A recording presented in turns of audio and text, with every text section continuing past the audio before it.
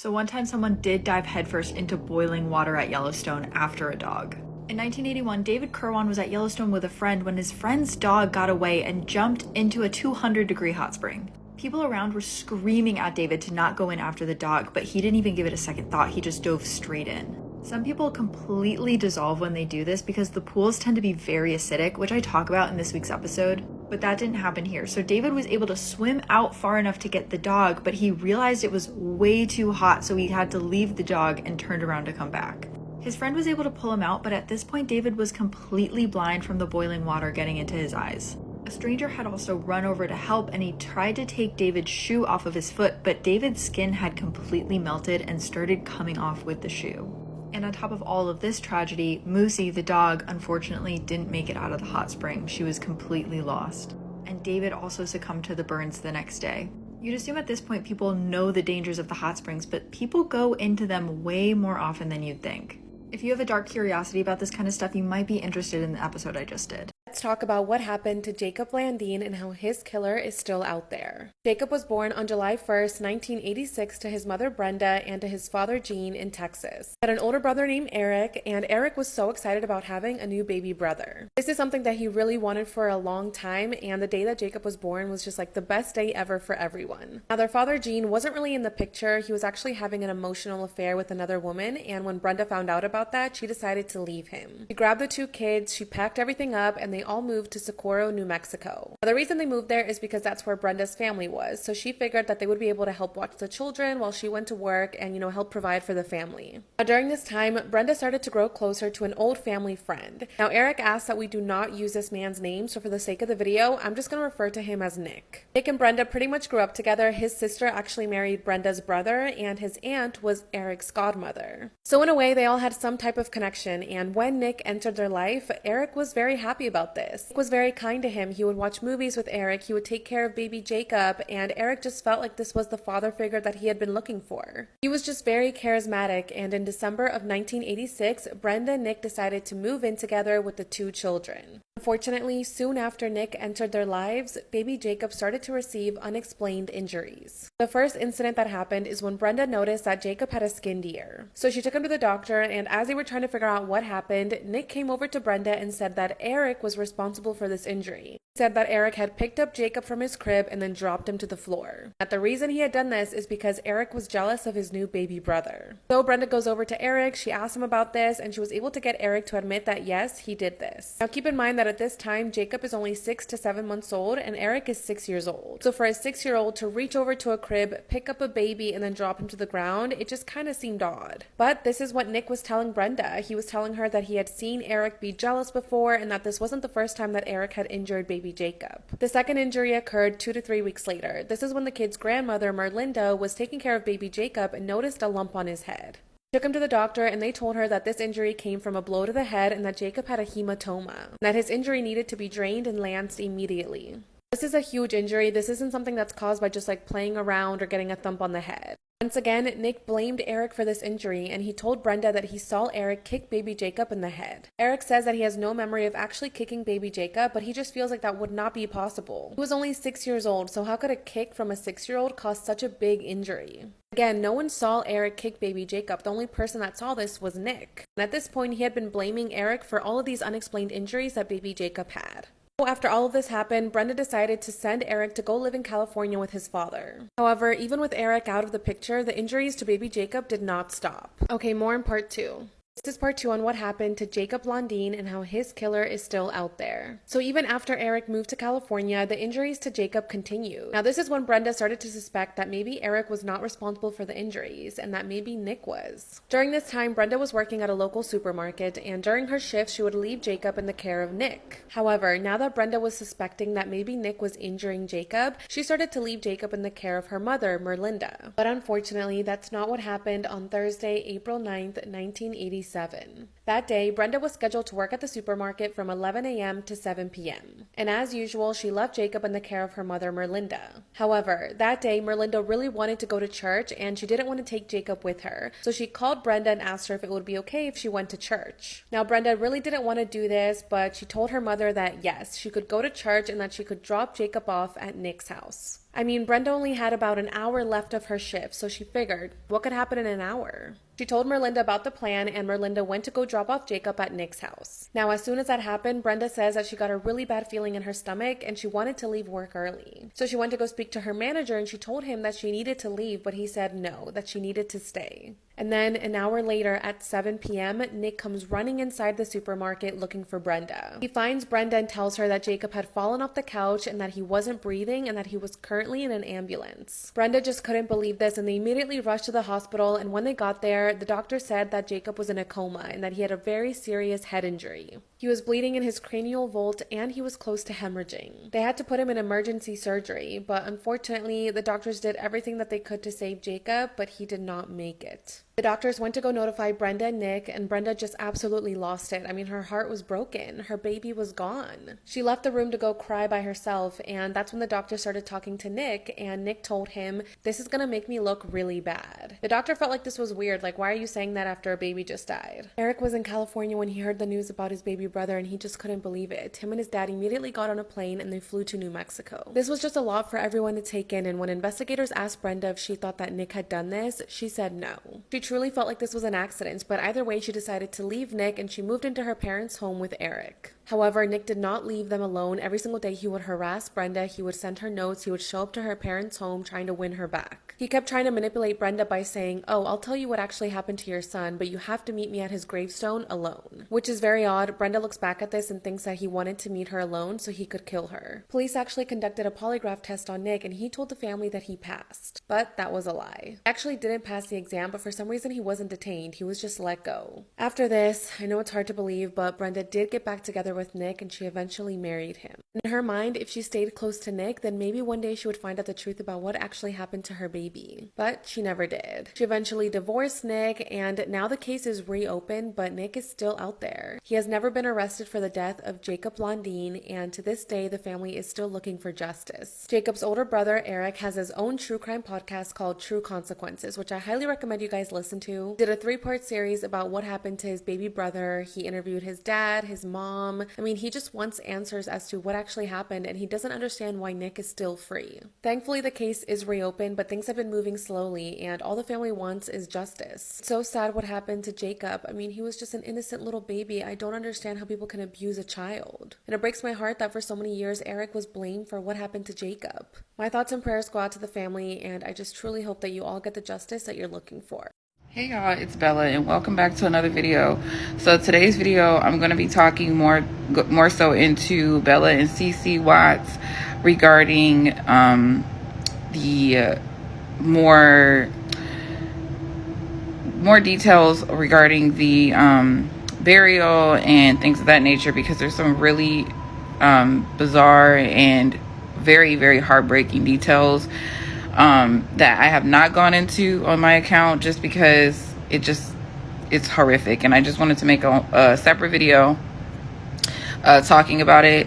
Now, for those who are new here, my name is Bella. I make true crime content and for the purpose of educating. Okay, so before anybody comes on here and hates, please just know that this is a true crime account, and the purpose of these videos is to bring awareness and educate regarding cases. So thank you for watching. Now, Bella and CeCe Watts were the 2 victims of Chris Watts, his 2 daughters that he shared with his wife, Shanann. And as we know, Shanann was pregnant with Nico. Now, when Chris unalived Bella and CeCe, he placed them in oil wells at his job, Anadarko Oil in Colorado. And the interesting thing is he did not put them in the same one. He put them in separate ones, and he placed Shanann in a shallow grave. Now, regarding these details, I want to make sure that I say that these are very graphic details, and I want you guys to understand that I don't, in any type of way want anybody, at this point, if you want to click off the video, please click off now, please. So according to Dr. Phil, this was on the Dr. Phil show. Shanann's parents were both on the show talking about their, obviously their, how they're dealing with grief and things of that nature, and just a lot of heartbreaking, just very heartfelt, interview. And one of the parts of the interview, they discuss Bella and Cece's burial. And they discuss how they could not see Bella and Cece after everything, after the remains were found. Now, the sad part about this is, due to Bella and Cece being placed in oil wells, their bodies were pretty much saturated with oil, crude oil. And according to what her parents, Shanann's parents, had mentioned, they said that the coffins were actually sealed. Now, each of the girls were placed in like silver coffins. And the sad thing about this is, due to the pressure and all that kind of stuff on the plane, and having to transport them from Colorado to North Carolina, they had to seal them in these coffins. And they were specially made coffins. And I did read about this in the book, The Perfect Father. If you guys have not read that book, I would definitely check that out if you're trying to get more like details on the case and things of that nature. That book very much goes into a lot of the details a lot of people don't talk about. But they were placed in specially made coffins due to the circumstances of the remains. Now, as I said earlier, these were sealed, and these were flown to North Carolina, where Shanann's family was from. So according to what they're saying, they said they had to either sign a waiver to see them, or they couldn't see them, and they decided ultimately they're not going to see them due to the possible risk of an explosion. Now, I was able to find a photo of the type of coffin that the girls had to be placed in due to the circumstances of the remains and things of that nature. As you can tell up here, this is a photo from the funeral, or the proceeding after the funeral, when they're being laid to rest. And this coffin is very sturdy, secure, metal, and it's basically so that they won't it won't combust. And unfortunately, due to the circumstances and due to all of the oil and things of that nature, it was just so hard for the coroner, or the coroner, to prepare the remains. And this, to me, makes the whole case so much more heartbreaking, and even the Chris Watts even much more of a monster, because not only did he do the absolute most evil thing he could have done, but he made it impossible for her family to even have peace, or have the ability to see their grandchild for the last time, their grandchildren for the last time. It's just heartbreaking. I can't imagine what they're going through. But yeah, that's the type of coffin that it was that they were placed in. And according to what they said, they had to do, like I said, several different things to prevent there from being an explosion. And ultimately, her family did decide that they were not going to see the girls due to this risk. So yeah, I just wanted to go into that a little bit. Like I said, I make this kind of content for educational purposes only. So that's why I do this. But yeah, if you guys enjoyed the video, please go ahead and like, comment, and follow me if you're not. And stay tuned for further content. She had a lot of ties over to the Oregon side of the river, it sounded like. And so they got dozens of leads to kind of follow up. The remains of the first woman, Kristen Smith from Gresham, were found on February 19th off of Southeast Flavel Road on the borders of Portland and Happy Valley. On April 8th, 32-year-old Joanna Speaks lived in Oregon and was found dead in rural Clark County. 2 weeks later, on April 24th, 24-year-old Charity Perry was found in a culvert near Ainsworth State Park. The same day, an unidentified woman was found dead near Southeast Flavel and I-205. A week later, Milwaukee woman Bridget Webster's remains were found near Mill Creek in rural Polk County. And on May 7th, Ashley Reel's body was found in a rural area of Clackamas County. It's definitely something they're looking at. They're aware that there seems to be some similarities there, but it's too soon for them to say that there's, anything directly linked between these.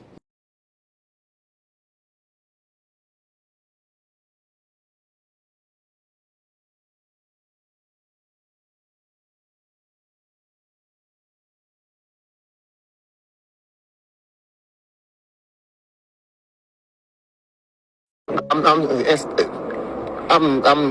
floored. In 2017, Jamie Garnett was a 34-year-old mother of two beautiful girls. So Jamie had a 4-year-old and she had a 15-year-old by the name of Chestinee Reeves. On Facebook, Jamie will always post pictures of her daughters, of their accomplishments. She really, really loved her kids. But on February 13, 2017, something would happen that would change his family lives forever. Now, y'all, on February 13, 2017, Chestinee showed up to a relative's home around 2 a.m. with her 4-year-old sister. So this relative did not live far away from where Chestinee stayed with her mother in an apartment in Gary, Indiana.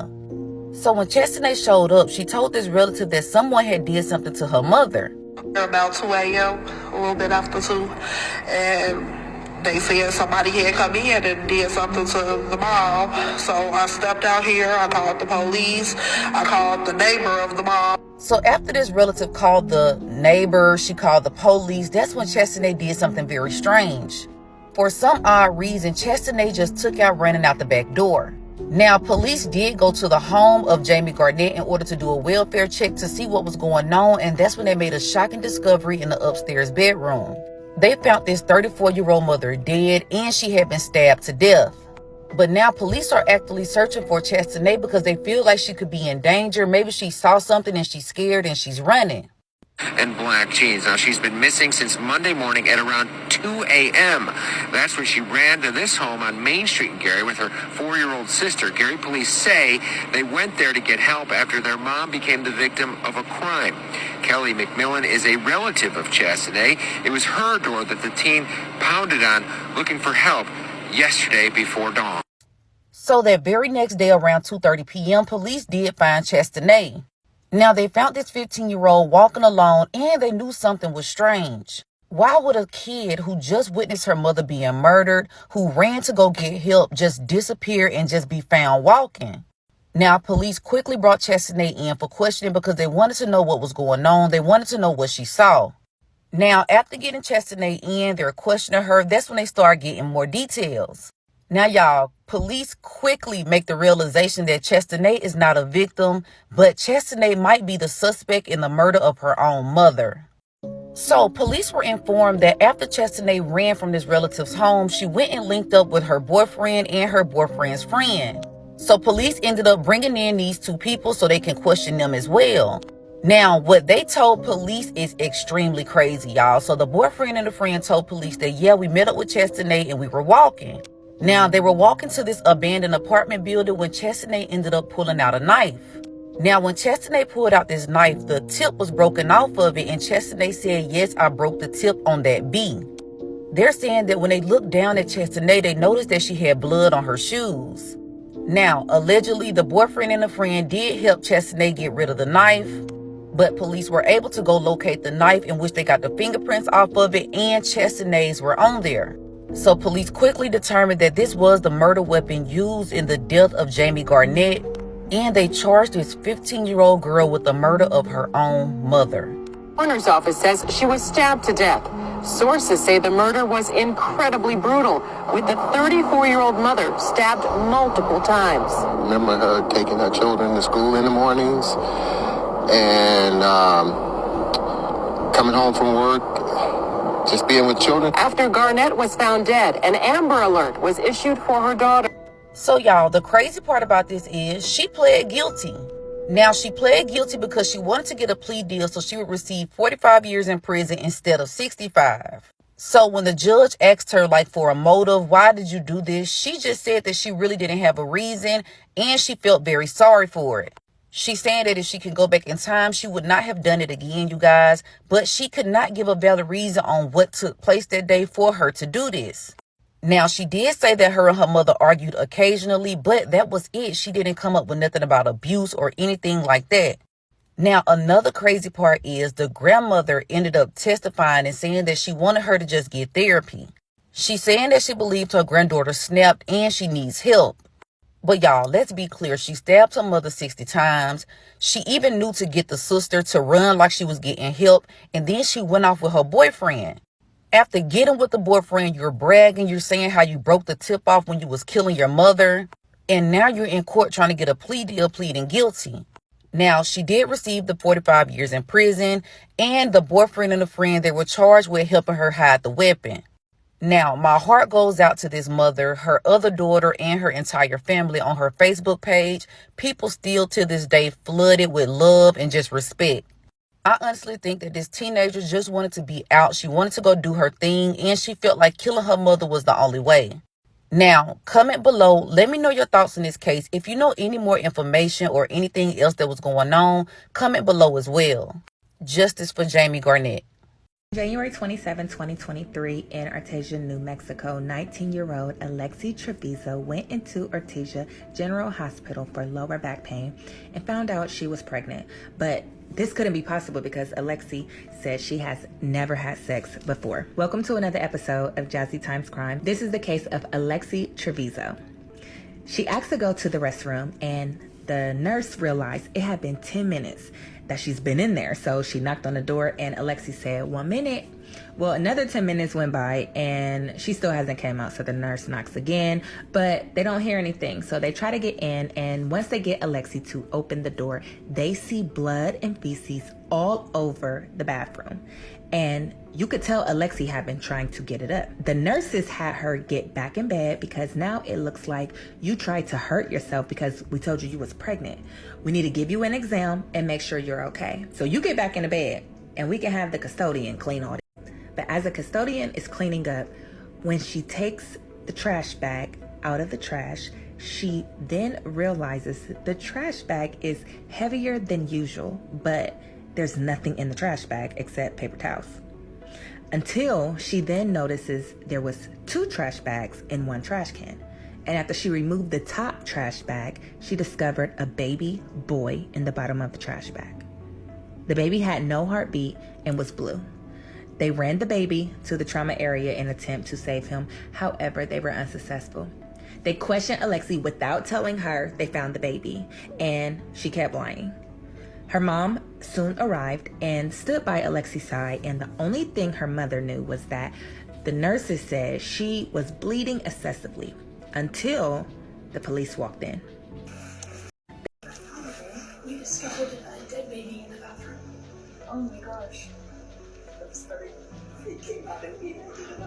Lexi, I told you about this. I just asked you, baby, to tell me the truth. It was not prior, Maggie. What did you do to it? Okay, stop right here. Stop. Number 1 priority, guys. Number 1 priority is she just had a baby. I don't know if she's delivered the placenta. She's bleeding significantly. Yeah. I've spoken to the obstetrician at Loveless. They want her up there as soon as possible. Okay. I obviously need your permission to transfer her for medicals. She's 19. Oh, you're right. But she is a student too. She's still 19 you're right. You're right. She needs to. I'm sorry, I forgot she's 19.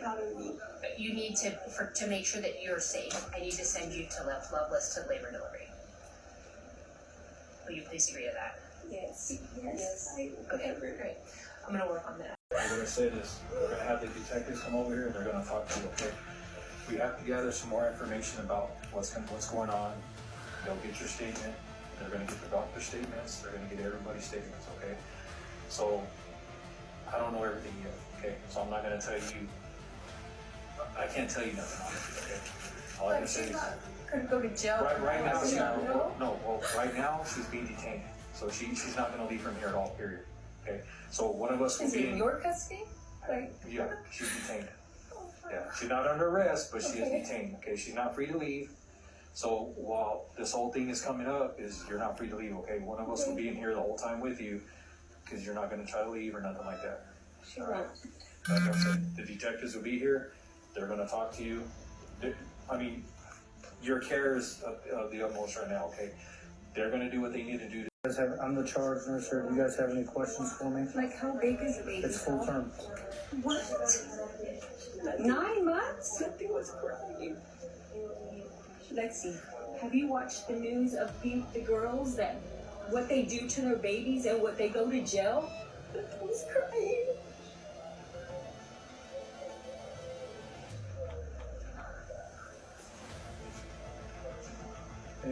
Any other questions? Okay. So as of right now, like I'm going to say this, we're going to have the detectives come over here and they're going to talk to you, okay? We have to gather some more information about what's going on. They'll get your statement. They're going to get the doctor's statements. They're going to get everybody's statements, okay? So I don't know everything yet, okay? So I'm not going to... They had to fly Alexi to another hospital for better care because when she locked herself in the bathroom and gave birth to her baby, she didn't pass the placenta. And I can just imagine the numerous things that could go wrong when you deliver your own baby with no experience or guidance from the doctors. The autopsy revealed that the newborn did not have any physical abnormalities or injuries at birth, and air was actually present in his lungs and his stomach, suggesting that the baby was likely born alive and breathing after a full 38 weeks of pregnancy.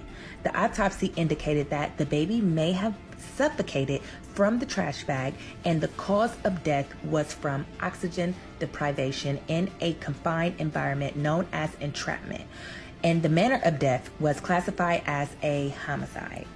Alexi Trevizo was arrested on May 11, 2023 for allegedly killing her newborn son